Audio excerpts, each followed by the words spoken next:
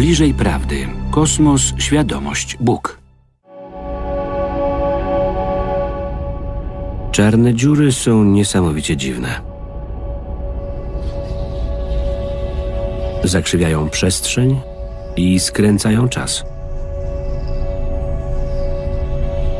Zgniatają materię do mikroskopijnych rozmiarów i potrafią uwięzić nawet światło. Stąd właśnie bierze się ich nazwa. Czarne dziury znajdują się w centrach galaktyk i kształtują wszechświat. Ale skoro nie możemy ich dostrzec, skąd wiemy, że tam są? Ich istnienie podważa przyjęte przez nas koncepcje czasu i przestrzeni oraz zmienia nasze spojrzenie na rzeczywistość. Jakie tajemnice skrywają czarne dziury w swoim wnętrzu?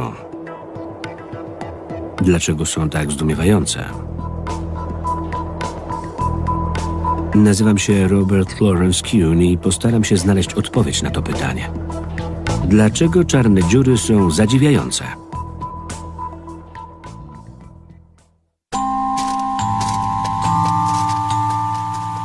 Zacznę od rozmowy z profesorem fizyki teoretycznej Kipem Thornem.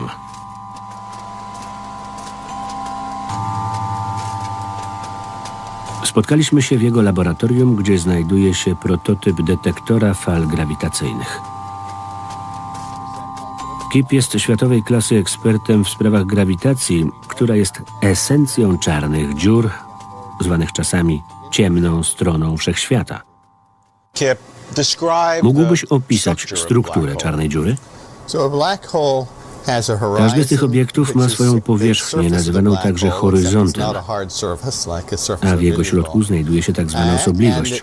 Trzeba jednak podkreślić, że horyzont jest w pewnym sensie powierzchnią wirtualną, a nie zwykłą, twardą, jak na przykład powierzchnia kuli bilardowej.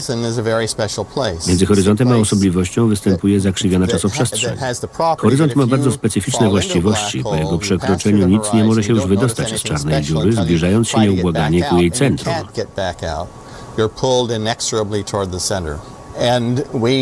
Ze wspieranych odrobiną teorii obserwacji kosmosu wynika, że prawdopodobieństwo istnienia czarnych dziur jest bardzo wysokie i wynosi 99,9%. Wiemy, że w naszej galaktyce znajduje się ich około 100 milionów, każda o przeciętnej średnicy 15 km. Wiemy też, że w środku naszej galaktyki istnieje olbrzymia czarna dziura o średnicy równej odległości między Ziemią a Księżycem. Podobnie jest w centrach większości dużych galaktyk. Jak ciężka jest czarna dziura? Te w centrach galaktyk mogą mieć masę nawet 10 miliardów razy większą od masy Słońca, skupioną na obszarze wielkości wycinka Układu Słonecznego.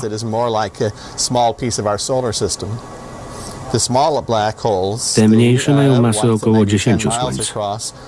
Czarne dziury to naprawdę niesamowite obiekty. Ale najbardziej fascynuje mnie w nich to, że nie są stworzone z materii, lecz z zakrzywień czasu i przestrzeni.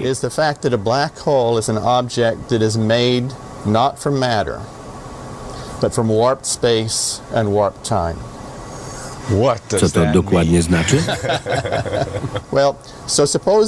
Załóżmy, że obeszliśmy czarną dziurę dookoła i zmierzyliśmy jej obwód. Otrzymaliśmy wynik 45 kilometrów.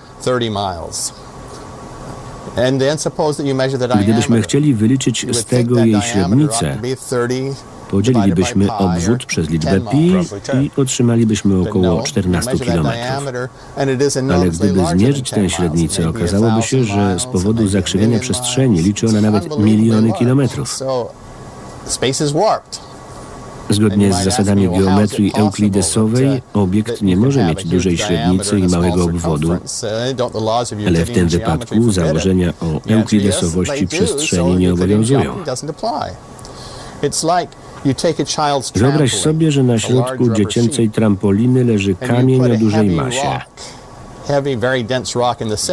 a ty jesteś ślepą mrówką.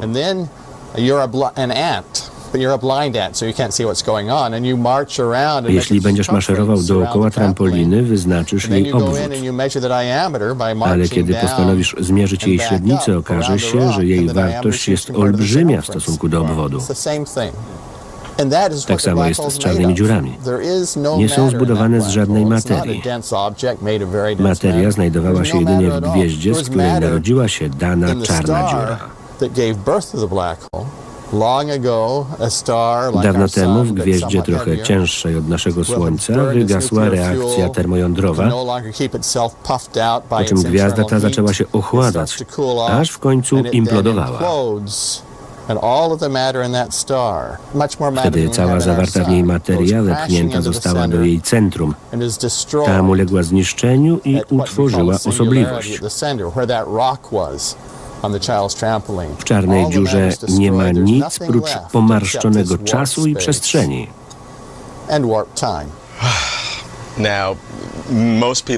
Większość ludzi myśli, że gdyby dotarli do czarnej dziury, napotkaliby tam kulę o gładkiej powierzchni. Tymczasem po przejściu przez horyzont nie zauważylibyśmy żadnej zmiany w otoczeniu. Zgadza się. Różnice spostrzeglibyśmy dopiero przy próbie powrotu. W samym brzegu nie ma niczego szczególnego. Nie ma żadnej fizycznej bariery widocznej gołym okiem. Nad głową nadal widzielibyśmy kosmos. Ale horyzont przepuszcza światło tylko w jedną stronę. Dostrzeglibyśmy, co dzieje się poza czarną dziurą, ale nasi towarzysze straciliby z nami kontakt. Za wizytę w czarnej dziurze każdy badacz musiałby zapłacić najwyższą cenę. No i oczywiście nie opublikowałby swoich obserwacji. Einstein wykazał, że masa jest energią, że można przekształcać jedną w drugą. E równa się mc kwadrat. Właśnie. Co ciekawe, energia w czarnej dziurze nie jest skupiona w jej osobliwości, ale w zakrzywieniu czasoprzestrzeni. Wróćmy do przykładu kamienia na trampolinie. Jej deformacja wymaga nakładu energii i to dosyć dużego. Podobnie jest z narodzinami czarnej dziury. Gwiazda imploduje i wykonuje większość ciężkiej pracy, a jej masa i energia wykorzystywane są do zakrzywienia czasu i przestrzeni. Czyli w czarnych dziurach wcale nie ma materii. Ich niesamowite przyciąganie bierze się z przekształcania w energię całej masy gasnącej gwiazdy, zgodnie z równaniem E równa się mc kwadrat. A energia ta służy z kolei do zakrzywiania czasoprzestrzeni.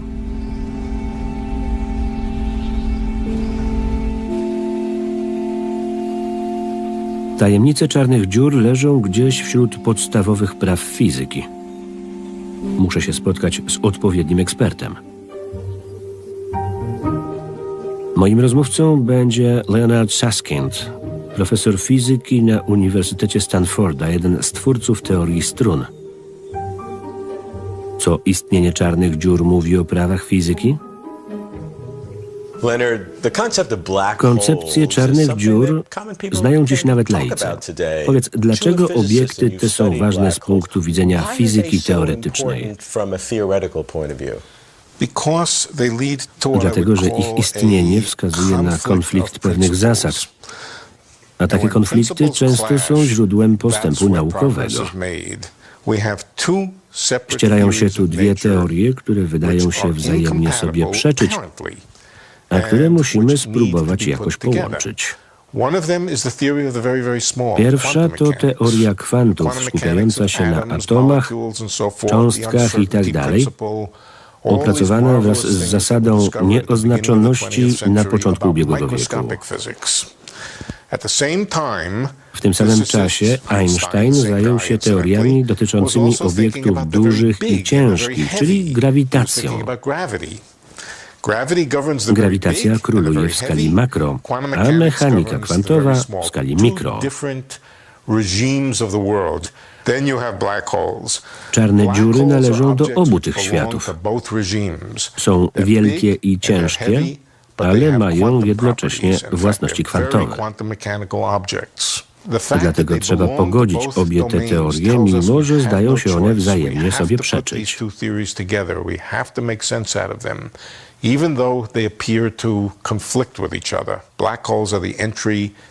Między pewnymi obowiązującymi prawami fizyki istnieje konflikt, którego nie rozumiemy.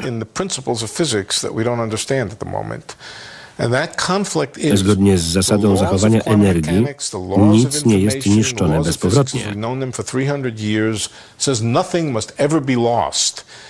Skoro więc materia nie może przejść z powrotem przez horyzont czarnej dziury, to musi zostać wypromieniowana. Ale nasza wiedza wskazuje, że wszystko w czarnej dziurze jest całkowicie niszczone w osobliwości. Z tym paradoksem fizycy próbują sobie obecnie poradzić. Co ciekawe, wygląda na to, że obie te teorie są prawdziwe i powinniśmy się skupić na ich pogodzeniu. Wiem, że trudno takie założenie ogarnąć, ale tak się dziś właśnie uważa. Dam ci teraz chwilę na przetrawienie tej tezy.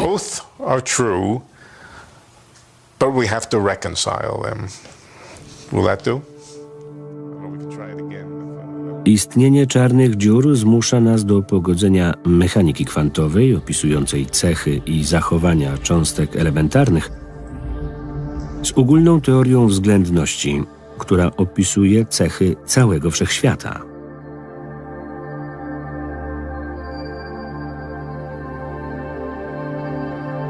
Teorie te zdają się wzajemnie sobie przeczyć, ale to niemożliwe.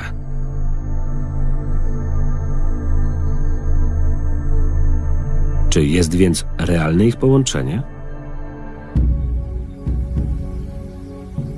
Model, który stara się to osiągnąć, nazywamy grawitacją kwantową.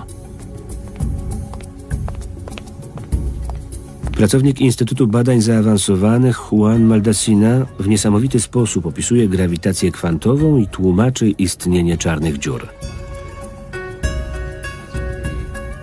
To niełatwy, ale bardzo ważny temat. Zamieniam się w słuch. Czarne dziury to naprawdę wspaniałe obiekty. Świetnie ilustrują ogólną teorię względności i to, jak geometria czasoprzestrzeni wpływa na ruch cząstek.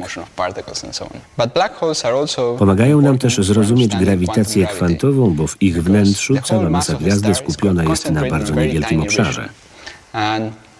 A w takich obszarach istotne stają się efekty kwantowe, równie ważne dla atomu, jak i dla osobliwości.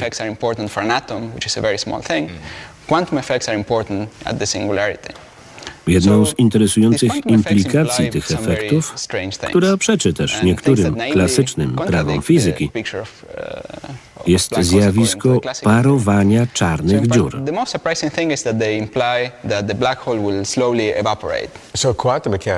Według mechaniki kwantowej czarne dziury mogą wyparować. Z kolei ogólna teoria względności głosi, że mają tak dużą gęstość, iż nic nie może z nich uciec. Zgadza się. Zmiany w czasoprzestrzeni sprawiają, że tworzą się maleńkie fluktuacje w polach kwantowych, które z kolei skutkują powstaniem cząstek emitowanych z czarnej dziury. Cząstkami tymi mogą być fotony, grawitony czy nawet neutrina. Ale sama emisja oznacza, że czarna dziura traci energię. Tymczasem według fizyki klasycznej nic nie może wydostać się z czarnej dziury. Jeśli przyjrzeć się bliżej tej emisji, wykonując odpowiednie obliczenia, okaże się, że to promieniowanie cieplne, które nie zawiera informacji o stanach kwantowych.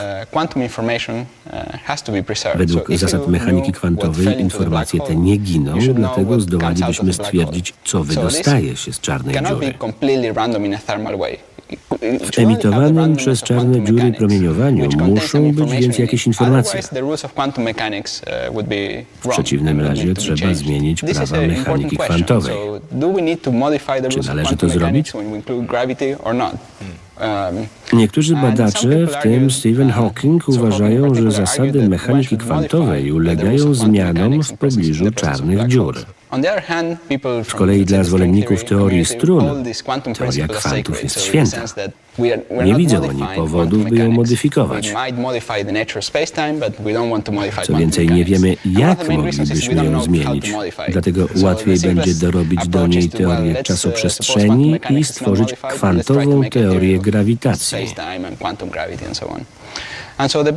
Czarne dziury pomagają nam w zrozumieniu pewnych problemów.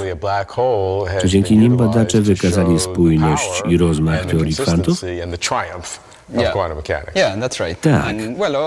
Podobnie jest z teorią strun, która kiedyś opisywała niewielkie zakłócenia czasoprzestrzeni. Dziś za jej pomocą w zwięzły sposób można opisać tak duże deformacje czasoprzestrzeni jak czarne dziury. Myślę, że w przyszłości spróbujemy w podobny sposób opisać wielki wybuch. Of course, in the future, we'd like to apply similar ideas for describing the Big Bang. But well, we live for the future.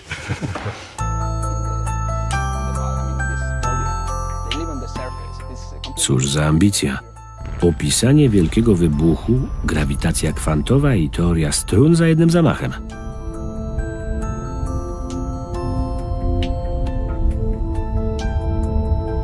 Co jeszcze mogą dać nam czarne dziury?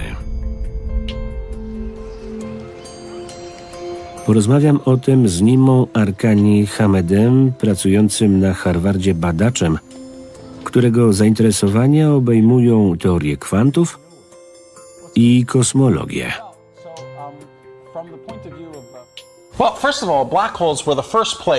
Czarne dziury to pierwszy obiekt, przy którego badaniu potrzebne było spojrzenie na kosmos inne niż newtonowskie.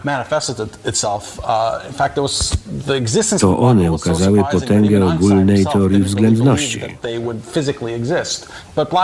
Co ciekawe, ich własności są tak zaskakujące, że sam Einstein po części wątpił, czy mogą one istnieć w rzeczywistym świecie. Przy badaniu czarnych dziur ścierają się teoria kwantów i ogólna teoria względności. Dotychczas uważaliśmy, że efekty kwantowe można obserwować tylko na niewielkich dystansach. Ale odkąd Hawking stwierdził, że czarne dziury emitują promieniowanie, zaczęliśmy się zastanawiać nad tak zwanym paradoksem informacyjnym czarnej dziury. Co się stanie, gdy parująca czarna dziura będzie maleć i maleć, aż w końcu zniknie?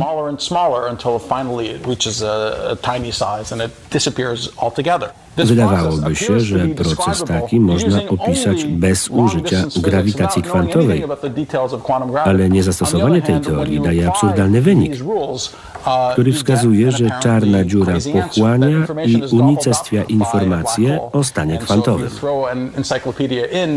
Wyobraźmy sobie, że wrzucamy do niej encyklopedię, a gdy czarna dziura przestanie istnieć, wraz z nią znikną wszelkie zawarte w książce informacje. Czarne dziury mają duże znaczenie teoretyczne, gdyż w sytuacji, gdy zakrzywienie czasoprzestrzeni jest niewielkie, nie spodziewalibyśmy się takich niezwykłych oddziaływań kwantowych, których zresztą nadal nie rozumiemy. Czy to oznacza, że będziemy mogli użyć czarnych dziur jako okien na inne wszechświaty? Gdybyśmy mieli większe pojęcie o tym, jak zbudowane jest wnętrze czarnych dziur, rzeczywiście istniałaby taka możliwość. Na razie tylko teoretycznie wiemy, jak czarne dziury powstają i że parują. Nadal nie mamy pojęcia, co stanie się z kimś, kto dostałby się do czarnej dziury i dotarł do osobliwości. Według mnie postępy w tym zakresie rzucą nowe światło na teorię wieloświata. Czy osobliwości czarnych dziur mają coś wspólnego z początkową osobliwością wielkiego wybuchu? Im bliżej jesteśmy osobliwości, z tym wyższą energią i silniejszym zakrzywianiem czasoprzestrzeni mamy do czynienia.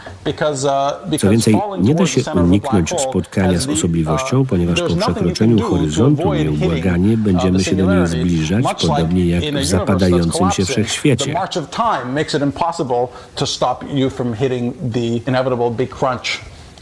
Wewnątrz czarnej dziury czas i przestrzeń zamieniają się rolami, więc myślę, że da się znaleźć analogię między osobliwością w czarnej dziurze a osobliwością kosmologiczną, która istniała na początku wszechświata.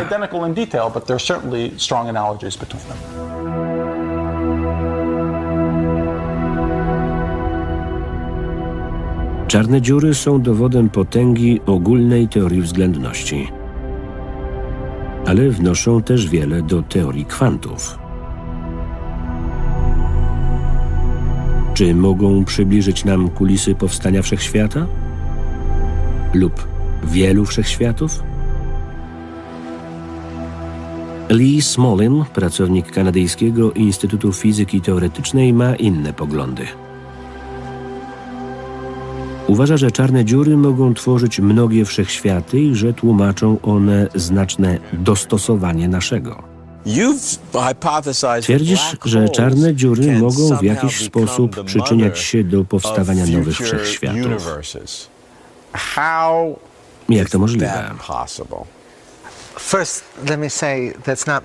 Na ten pomysł wpadli moi mentorzy, Bryce DeWitt i John Wheeler.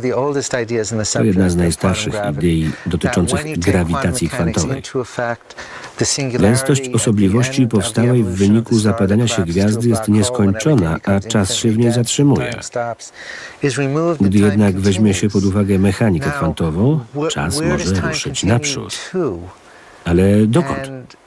Najłatwiej uznać, że w inną czasoprzestrzeń, co oznaczałoby, że czasoprzestrzeń jest dynamiczna i podlega ewolucji. Tworzy się jej nowy obszar, którego nie można zobaczyć z poprzedniego punktu obserwacji ze względu na horyzont zdarzeń czarnej dziury. Efekty kwantowe niwelują osobliwość i tak tworzy się nowy wszechświat, wszechświat niemowlęcy. Gdy sobie to uświadomiłem, doszedłem do wniosku, że różnica między wszechświatem rodzicem a wszechświatem niemowlęcym przypomina genetyczną różnicę pokoleniową u organizmów biologicznych. A to oznacza, że wszechświaty także podlegają doborowi naturalnemu. Wyobraźmy sobie teraz, że populacja wszechświatów rośnie o 1 wraz z każdym powstaniem czarnej dziury. W naszym wszechświecie jest około miliarda miliardów czarnych dziur. Ale załóżmy, że w nowo powstałym wszechświecie obowiązują inne prawa, niesprzyjające powstawaniu tak wielu czarnych dziur. Taki wszechświat będzie się wolniej rozmnażał. Szybko okaże się, że wszechświatów podobnych do naszego jest wiele, a tych innych jest mniej. Dokładnie tak jak w doborze naturalnym. Po pewnym czasie prawie każdy wszechświat z danej populacji będzie podobny do tego pierwszego rodzaju, dlatego że ten właśnie rodzaj tak szybko się rozmnażał. To tłumaczy, dlaczego prawa fizyki są takie, jakie są.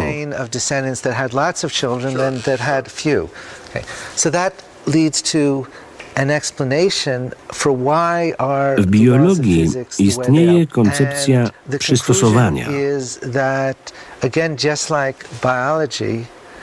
Im mniejsze jest przystosowanie organizmu, tym mniej będzie on miał potomstwa.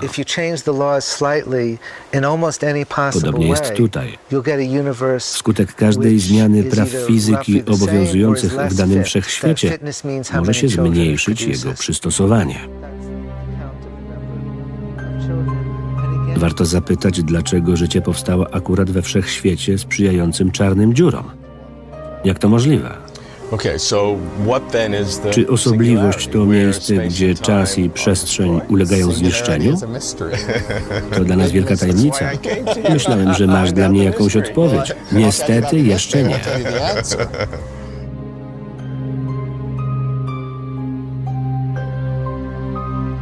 Czarne dziury ujawniają wypaczoną stronę wszechświata. W ich wnętrzu wszystko, co wydaje nam się znajome i poznane, czas, przestrzeń, cząstki i siły, ulega drastycznym zmianom. Jednocześnie dzięki nim coraz lepiej poznajemy cechy zarówno największych, jak i najmniejszych elementów naszego wszechświata. Czarne dziury wpływają na strukturę galaktyk. Są też poletkiem doświadczalnym, na którym fizycy mogą badać teorię kwantów.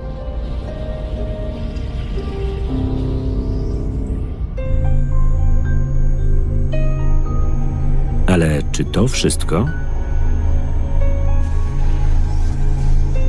Może czarne dziury przybliżą nam początki wszechświata? Lub proces tworzenia nowych światów zgodnie z zasadami doboru naturalnego?